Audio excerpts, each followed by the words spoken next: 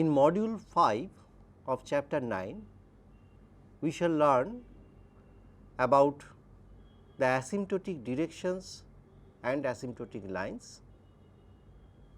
Secondly, a theorem, that is Euler's theorem on normal curvature, and thirdly, Dupin integratrix. Now, what is asymptotic lines? When normal curvature of a surface vanishes, then the directions are called asymptotic directions, and the curve whose tangent at each point is directed along the asymptotic directions is called asymptotic line. So, in this module we shall learn about these things, and we shall see that when the parametric curves or the coordinate curves are the asymptotic curves, and we shall also try to find some examples and the equations for asymptotic lines. Nextly, we have also see the Euler's theorem on normal curvature, and lastly the Dupin integratrix, which indicates the nature of a surface, whether the surface is elliptic or parabolic or hyperbolic. So, let us start chapter 9, module 5. Now, in module 5 of chapter 9, we have the learning objects like this. The first one is asymptotic lines, second one Euler's theorem on normal curvature, the third one Dupin integratrix. Now, let us start with asymptotic lines. The directions on the surface given by kappa n, that is the normal curvature, and we know that normal curvature is equal to b alpha beta lambda beta equals to 0 are called asymptotic directions. Just I have mentioned that if the normal curvature on a surface vanishes, then the directions are called asymptotic directions. So, kappa n equals to 0 gives us the asymptotic directions, and the curves whose tangents are asymptotic directions are called the asymptotic lines of the surface.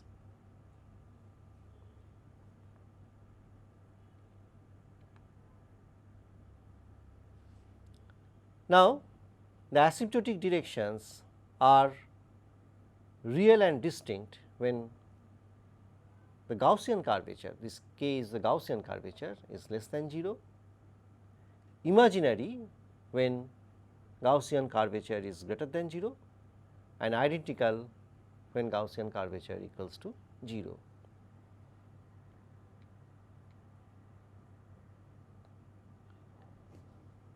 Now, let us see an example that a straight line on a surface is an asymptotic line. Now, as the curve is a straight line, its curvature is 0, kappa is 0, and hence we have b alpha beta lambda beta equals to 0. Thus, the straight line is an asymptotic line. So, it is very obvious example that the straight lines on a surface are the asymptotic lines. Now, let us see that when the parametric curves are asymptotic lines, and we have this condition that the parametric curves are asymptotic lines if and only if b11 equals to b22 equals to 0. So, this is the condition for the parametric curves to be asymptotic lines. Now, let us see how it is coming. Now, first we consider that the parametric curves are asymptotic lines. Then we have B alpha beta lambda beta equals to 0. This is the condition for the asymptotic lines. Now, for U1 curve, we have B alpha beta lambda 1 alpha lambda 1 beta equals to 0. So, we have B 11 by A 11 equals to 0. If we just break this one, we are getting B 11 by A 11 equals to 0. That is B 11 equals to 0. For U2 curve, similarly, we get B alpha beta lambda alpha 2, that means for U2 curve lambda beta 2 equals to 0, and we have B 22 by A 22 equals to 0, and for the first fundamental form to be exist, A 11 A 22 should not be equal to 0. So, we have B 22 equals to 0. So, we got the condition that when the parametric curves are the asymptotic curves or asymptotic lines. Now, conversely, let B 11 equals to B 22 equals to 0, then they will give B 12 D 1 D 2 equals to 0.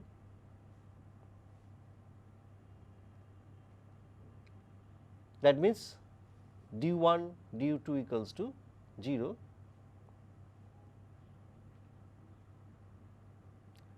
Now, as B 12 is not equal to 0,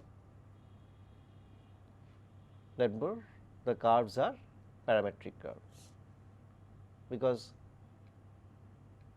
if we just take D 1 equals to 0, then we are getting U 1 curves, and D 2 equals to 0 gives U 2 curves. Now, let us see next problem, that find the values of H and K, where H is the mean curvature for the surface, what we have earlier discussed, and K is the Gaussian curvature of the surface. So, find the values of H and K when parametric curves are asymptotic lines. So, when the coordinate curves or parametric curves are asymptotic lines, then we shall find the mean curvature of the surface and the Gaussian curvature of the surface. So, let us see the solution for this problem. Now, Gaussian curvature is equal to B by A. From the Gauss equation, we got this condition that Gaussian curvature equals to B by A, where B is the determinant of B alpha beta. B alpha beta are the coefficients of the second fundamental form, but when the parametric curves are asymptotic lines, we just got that B 11 B 22 equals to 0. So, this B becomes only minus B 12 square by A. So, Gaussian curvature becomes only minus B 12 square by A. The mean curvature, we know that mean curvature is defined as half A upper alpha beta B alpha beta, where A upper alpha beta is the reciprocal tensor of the first coefficient of the first fundamental form. So, if we just break the expression and using B 11 B 22 equals to 0, we get H equals to minus A 12 B 12 by A.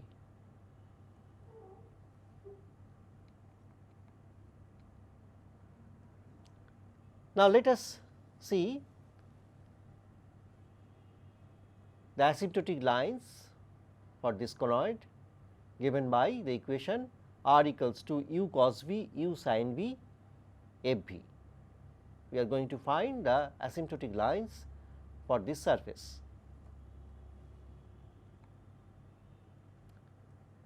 Now, we can easily find these values because earlier we have obtained these values. So, you can easily find this b 11 equals to 0, b 12 equals to minus f 1 by root over u square plus f 1 square, b 22 equals to u f 11 by root over u square plus f 1 square, where obviously f 1 is df dv and f 11 is d2f by dv2. That is the second order derivative of the function f b is represented by f 11 and the first order derivative is represented by f 1. f 1 is equal to df dv. So, we can easily find the xi. Xi is 1 by root over u square plus f 1 square, f 1 sin v minus f 1 cos v comma u. Thus, the asymptotic lines can be obtained by this equation. If we put in the condition for asymptotic lines, we get the equation of the asymptotic lines is this minus 2 f 1 du dv plus u f 11 dv square equals to 0, as root over u square plus f 1 square is greater than 0, or this one can be written as in this form. So, from here we get either dv equals to 0, that means v equal to c 1, c 1 being constant, or minus 2 f 1 du plus u f 11 dv equals to 0. So, from here we get minus 2 du by u plus f 11 by f 1 dv equals to 0.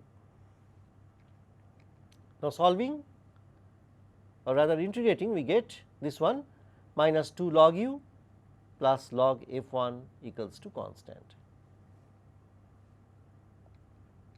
or we can write this one minus log u square plus log f 1 equals to constant, or you can express this one in this form log f 1 by u square equals to constant.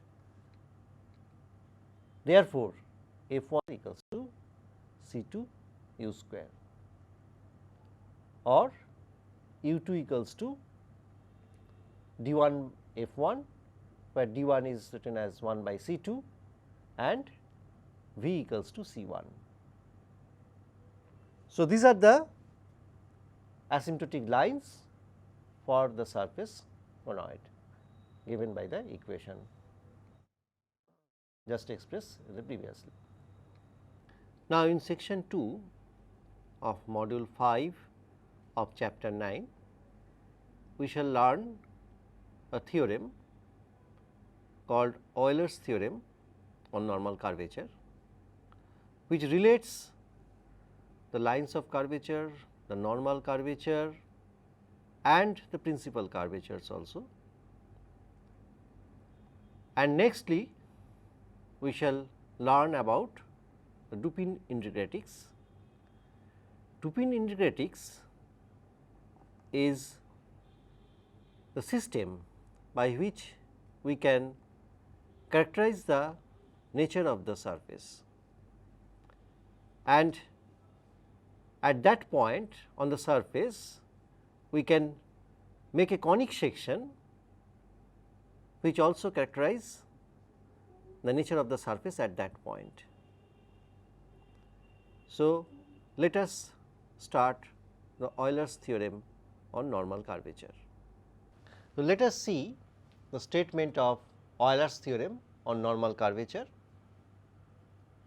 If the lines of curvature are not indeterminate at a given point on a surface, and if alpha is the angle between a given direction and a principal direction at that point, then the normal curvature kappa n can be expressed as in this form, kappa n equals to kappa 1 cos square alpha plus kappa 2 sin square alpha.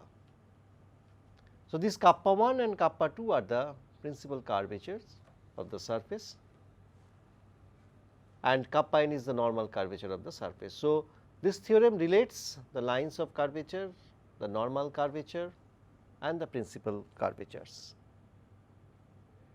So, let us see the proof of this theorem. Firstly, we assume that the given point is not an umbilic point. So, if the parametric curves are considered as the line of curvature, then the principal curvatures at that point are kappa 1 equals to B 11 by A 11 and kappa 2 equals to B 22 by A 22. In our previous modules, we have learnt about these things, that if the parametric curves are the principal curvatures, then the values of that principal curvatures, that means along U1 curves and along U2 curves, we have these expressions kappa 1 equals to B 11 by A 11 and kappa 2 equals to B 22 by A 22. Now, let alpha be the angle between a given direction dV1, dV2, these are the components of the direction, and a principal direction at the given point. Now, since A12 equals to 0, the parametric curves are orthogonal. So, the expression for cos alpha will be equals to A11 dV1 by ds dV1 by ds, and from the first fundamental form we have the expression dV1 by ds equals to 1 by root A 11.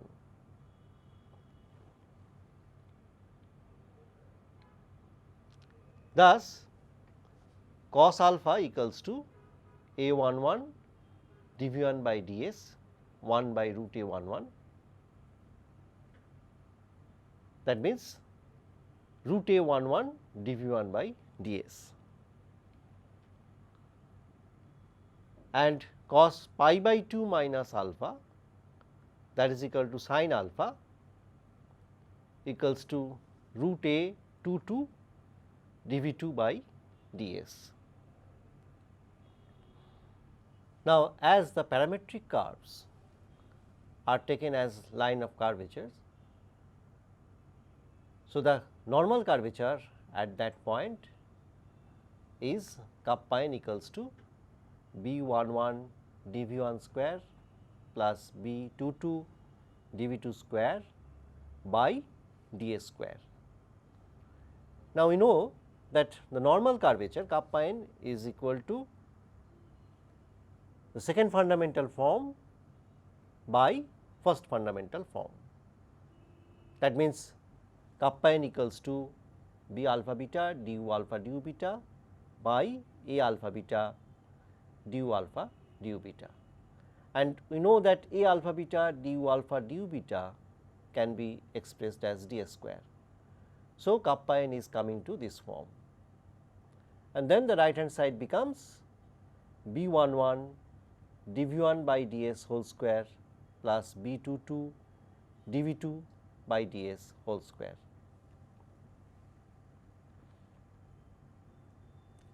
So, this becomes B11 by A11 cos square alpha plus B22 by A22 sin square alpha.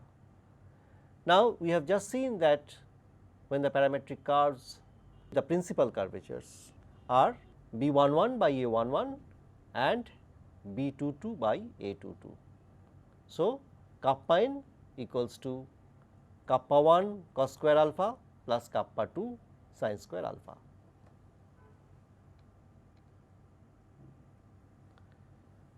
So, note that the Misner's theorem and this Euler's theorem give the complete information on the curvature of any curve on a surface. So, these are the two pillars of the surface geometry, and for any curve on a surface we get the complete information about that curve on that surface by these two theorems, Misner's theorem and this Euler's theorem. Now, let us see the Dupin indicatrix. Now, this is the definition for the Dupin indicatrix. The intersection of a surface and a plane parallel to the tangent plane to the surface at some point and near the tangent plane is approximately a conic section which is similar to the indicatrix fixed at that point. That means, by looking into that conic section, we can see the nature of the point on the surface.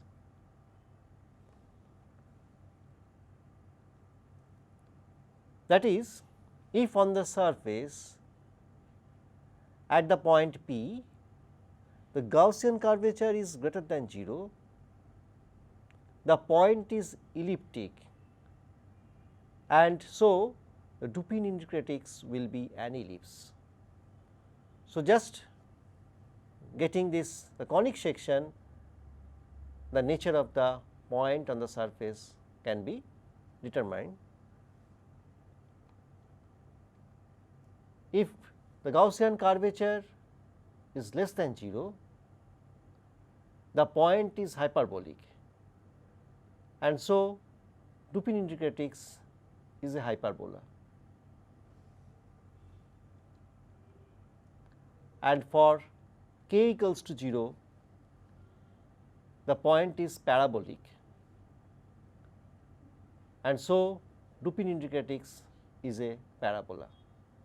Now, these things can be visualized by the given figures here.